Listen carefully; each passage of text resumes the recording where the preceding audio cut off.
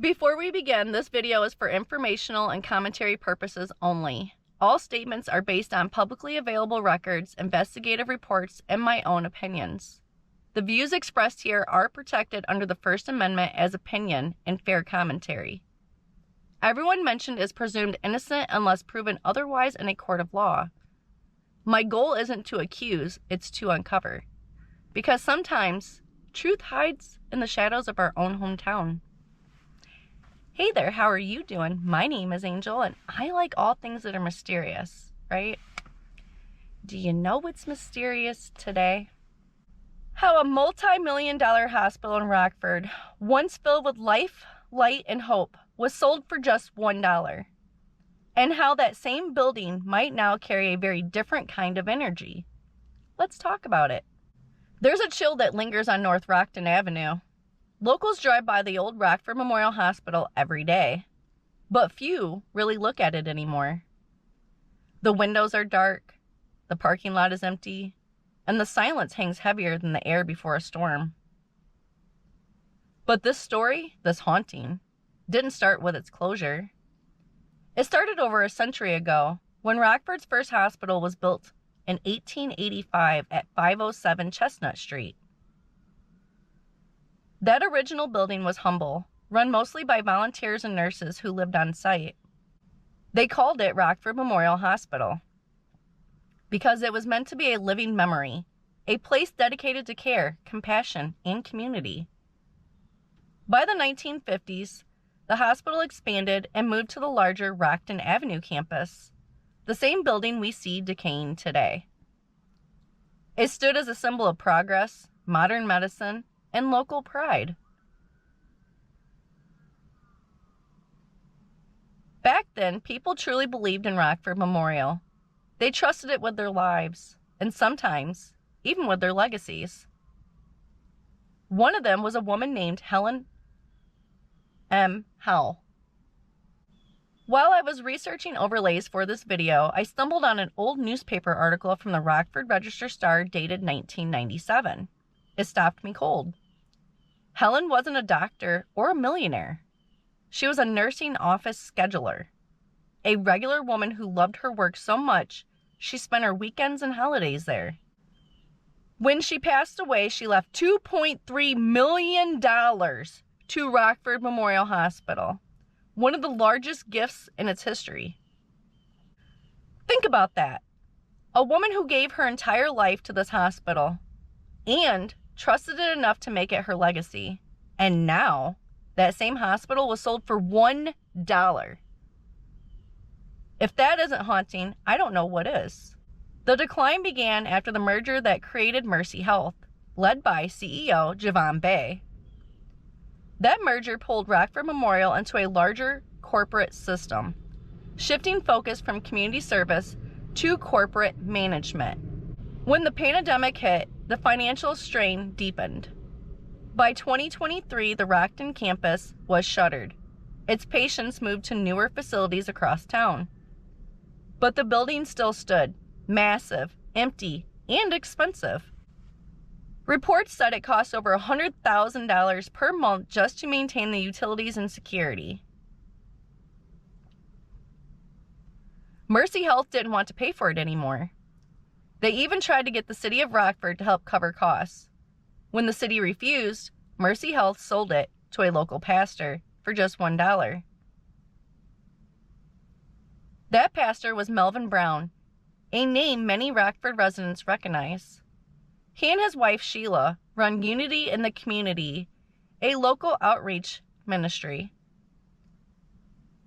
They said their dream was to transform the old hospital into the Unity in the Community Development Center, or UIC, a place for health, wellness, and opportunity.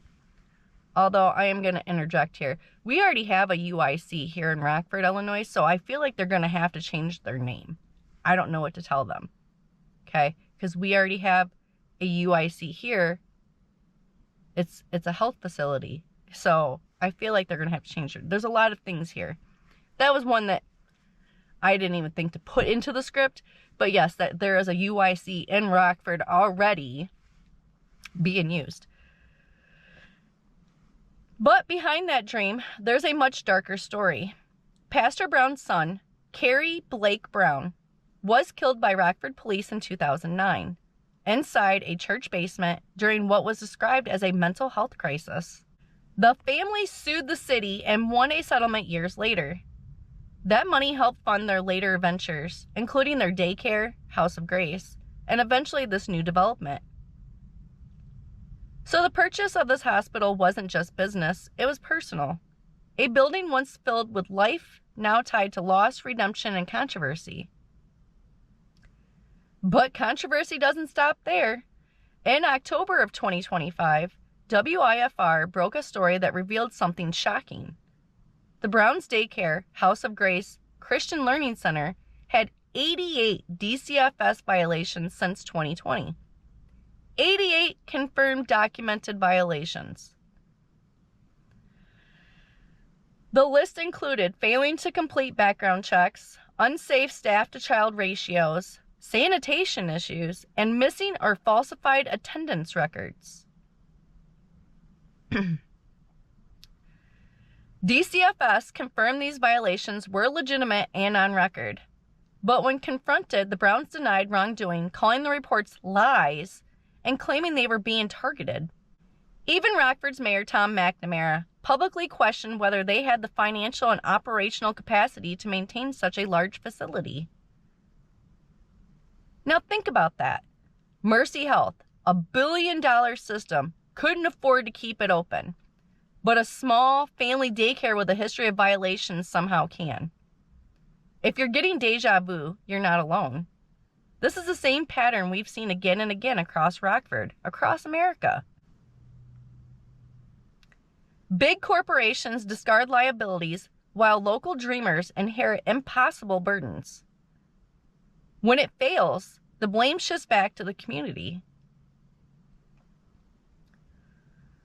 The more I researched, the more it felt like the hospital itself was fighting to be remembered, not as a deal or a lawsuit, but as what it once was. A place built on compassion, a place people believed in so deeply they made it part of their will. Helen Howell's spirit, that quiet devotion, lingers in every brick, and maybe that's why this building refuses to rest. Some locals swear they've seen lights flicker in rooms with no power. Others say they've heard the faint sound of hospital monitors echoing through empty halls at night. Whether you believe in ghosts or not, there's something haunting about a legacy abandoned. This hospital started in 1885 as a beacon of care, built on donations and volunteer hands. It grew into one of Rockford's greatest symbols of healing. And then it became another casualty of corporate control, hollowed out, renamed, and sold off like scrap. From a $2.3 million gift to a $1 transaction. From a place of hope to a place of headlines. Some people say Rockford is cursed, that no matter how hard we try, the city keeps repeating the same mistakes. But the curse isn't supernatural. Maybe it's human. The kind of curse we cast ourselves when we forget what matters most. And on that note, if you liked this video, go ahead and give me a thumbs up. If you would like to see more videos like this, please subscribe. And as always, I appreciate you so much for watching this video. I hope you have a good rest of your day, and I'll see you in the next one. Bye!